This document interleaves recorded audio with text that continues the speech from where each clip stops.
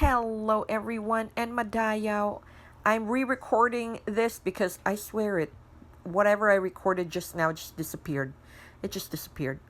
I don't know, for some reason TikTok hates me when I make Bible content.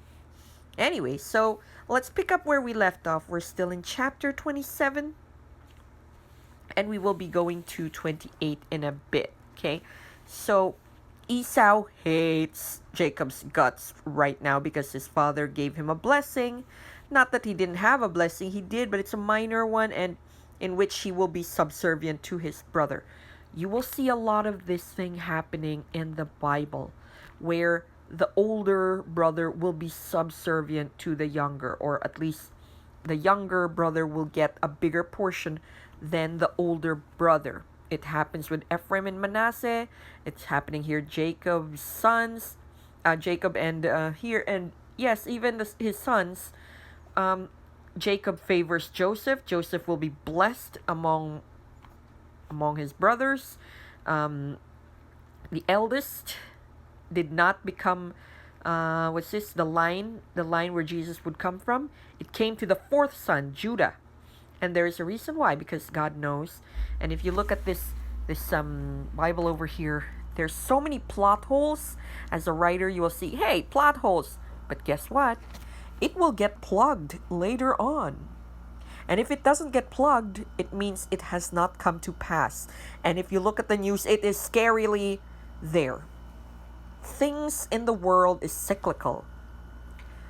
Things in the Bible is cyclical. Nobody's learning their lesson. We aren't learning our lesson either.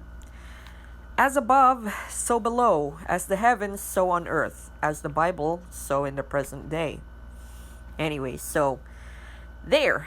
So Mama Rebecca over here, because you know Mama Instinct, she's like, hey, why don't you go to Laban, your uncle, who's my brother? Why don't you stay there for a while until your brother's fury abates? Okay, so go and rest there for a bit. So this gets expounded on chapter 28. Isaac called Jacob and then blessed him and charged him not to take a wife in Canaan. Remember, Canaan is also part of Abraham's blessing to have that land, but according to God, it is not yet ready. So your descendants will take it, but not you. Why? Because at this point, until Joshua takes it over, it is full of Nephilims, unbelievers, and not very good people.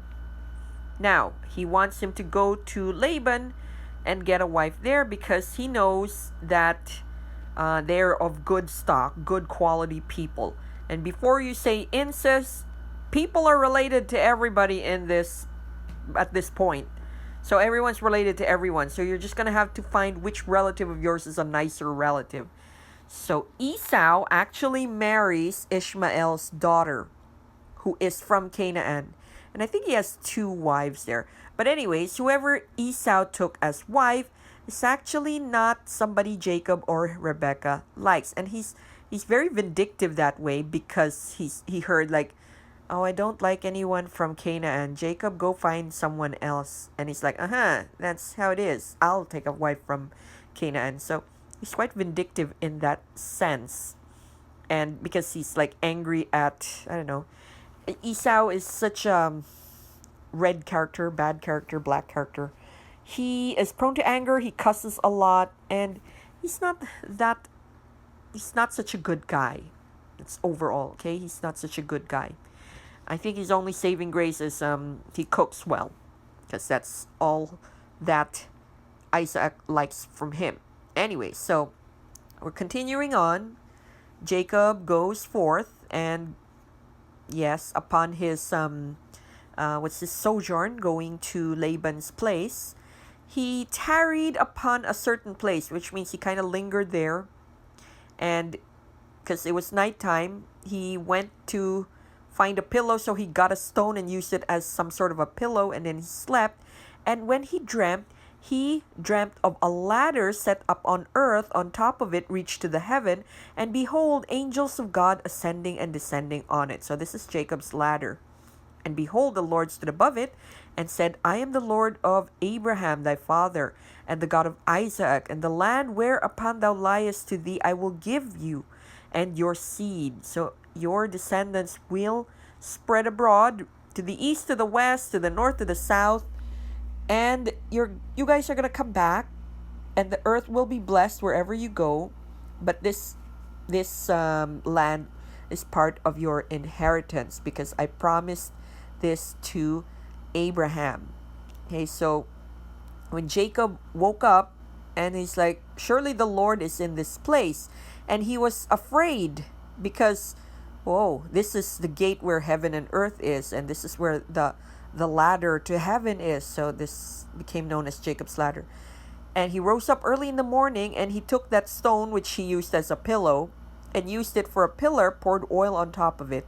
So more of like an altar. Okay, so and he called the place Bethel. So this place will be known as Bethel. At the moment, this place was called Luz.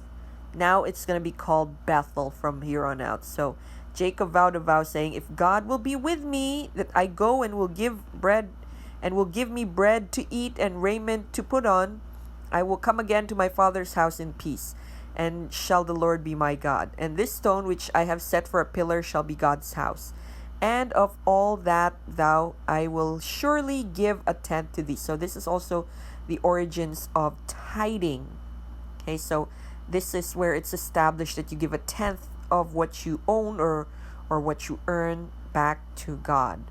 Okay, so he makes an altar there, and he vows he will give 10% of everything he owns. Soon we will go to chapter 29, where Jacob will have his own adventure, have his wife, and he has his misadventures, because Jacob is one of those very mischievous characters. So before he gets old, he does have his fair share of adventures. Okay, so for now we will stop here, just up to chapter 28. We'll tackle that soon. This is interesting because it will tell you that God really does favor Jacob over Esau, because he is appearing to him in dreams, and he will be speaking to Jacob. You know, when you are, well, at this point, there is no prophet yet, but those whom God communicates to and speaks to, they're, I guess you could call them prophets.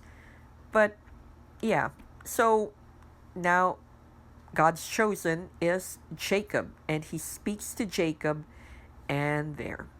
That is why our focus, our main character now shifts to Jacob. Alrighty, so he will have a name change soon. I guess you guys know who that is already. And for those who don't, stay tuned. We will continue on with this. I intend to finish this, and I know this is so much mistranslations here, and some of the grammars here are horrendous, but it's okay. We get the essence of the story. So I'm looking at this as a writer. We are getting the essence of the story, and hopefully God will guide us. And some people on TikTok, you're very nice. Thank you very much for giving some of the translation of some of the words that are misinterpreted. So yes, a lot of words from Genesis I really appreciate. They really shift your understanding the moment you know what the mistranslations are. Okay, so birthrights are different from the inheritance. Okay, so alrighty. We'll end here. And then we'll continue on soon. Thank you all for listening. I hope that I have given you a clearer understanding. If not, it's okay. It's okay. I would love to know your thoughts, and if you don't want, it's fine too. This is more for me than anything else.